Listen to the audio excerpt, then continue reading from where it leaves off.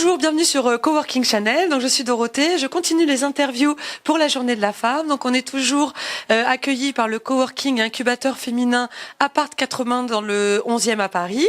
Et donc j'ai le plaisir donc d'interviewer Frédéric Clavel. Bonjour Frédéric. Oui, bonjour Dorothée. Donc Frédéric, tu es une serial entrepreneuse, tu es très engagée pour la cause de l'entrepreneuriat au féminin, donc on est vraiment très content de t'accueillir aujourd'hui et de t'interviewer. Donc entrepreneuse, pourquoi pas vous, qui a été donc coécrit avec Sophie Meurice aux éditions Erol. Donc c'est aussi intéressant aussi d'avoir quelqu'un qui a produit aussi un ouvrage.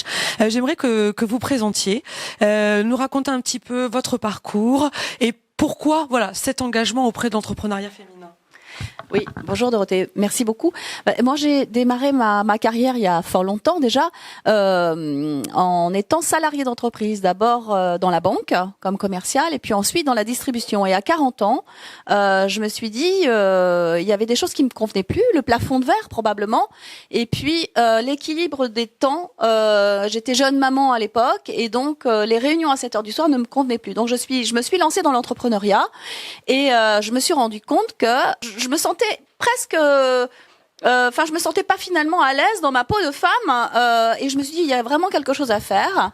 Et c'est à ce moment-là que j'ai lancé les incubateurs, le premier incubateur Paris Pionnière, puis un ensemble d'incubateurs, notamment aussi dans les pays du Maghreb, et en particulier au Maroc et au Benelux. Donc on a développé, on a été un peu précurseur sur l'entrepreneuriat féminin, et moi je suis ravie qu'il y ait des tas d'initiatives maintenant qui se développent et qui perpétuent cette action parce qu'on en a encore besoin. On en a besoin, tout à fait.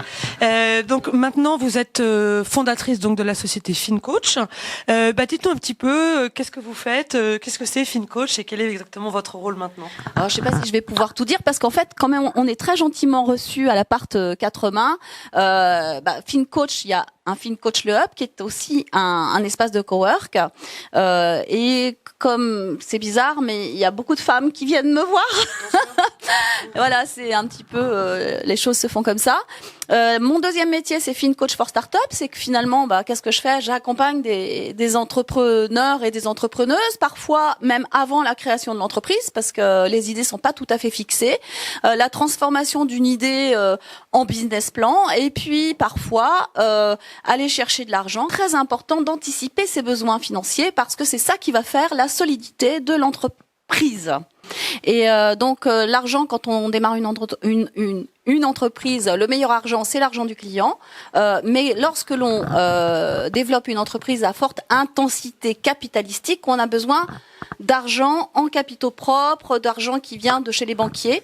Les capitaux propres, soit on en a, mais c'est pas le cas de tout le monde. Comment ça s'appelle? Love money, vous savez, friends and family. C'est pareil, tout le monde n'a pas les friends and family qui vont mettre le premier argent. Et l'autre argent, c'est l'argent de la banque. Donc de ce point de vue-là, il n'y a pas de discrimination. C'est-à-dire que les crédits accordés aux femmes, c'est à peu près équivalent aux crédits apportés aux hommes. Donc pas de souci de ce point de vue-là. Mais en revanche, dès qu'on va aller chercher de l'argent en capitaux à l'extérieur, on arrive dans un monde extrêmement masculin qui ne comprend pas toujours les codes du leadership féminin. Et là, de ce point de vue, il y a une très grosse discrimination puisque moins de 5% de l'equity distribué est en faveur des projets portés par des femmes. D'accord. Alors du coup, quand on parlait d'amélioration tout à l'heure, ça pourrait aussi en faire partie, d'augmenter aussi justement les 5% dédiés aux femmes. Ah oui, carrément. Alors là, moi, j'ai une demande à faire et j'espère que ça va passer devant le gouvernement.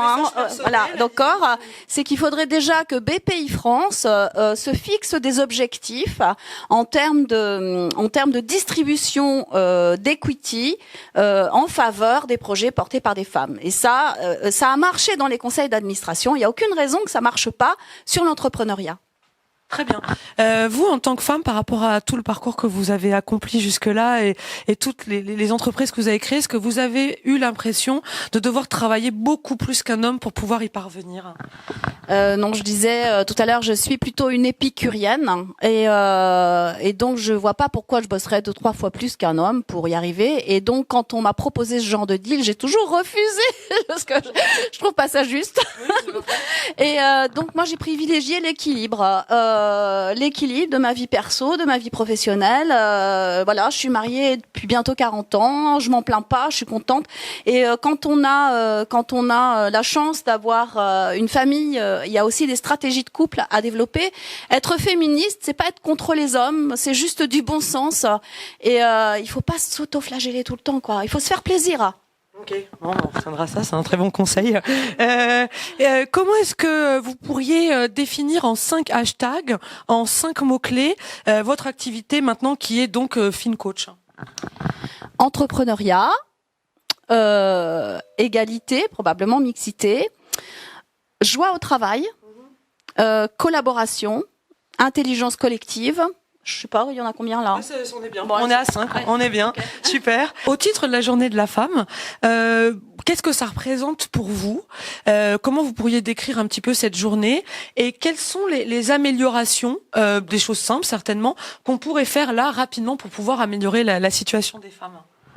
Alors j'ai entendu ça sur une chaîne que je ne citerai pas parce que c'est pareil, c'est aussi une chaîne concurrente. Mais j'ai trouvé ça vraiment bien.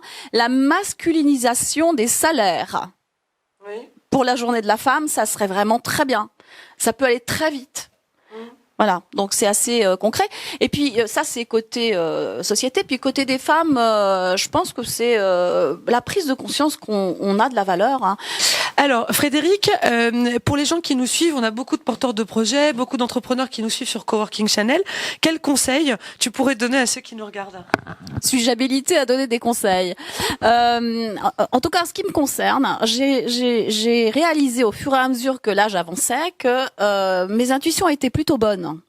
Et donc, j'ai envie de vous dire que c'est extrêmement important de s'écouter. Mais en fait, ça se ressent physiquement. On est bien dans un endroit, là, je suis bien. Il y a des endroits où on n'est pas bien et donc c'est extrêmement important de s'écouter et peut-être de s'autoriser à rêver et à poursuivre et à construire ses rêves. Et voilà, c'est le seul conseil que j'ai envie de m'autoriser à vous donner. Super, voilà. C'est un très très bon conseil.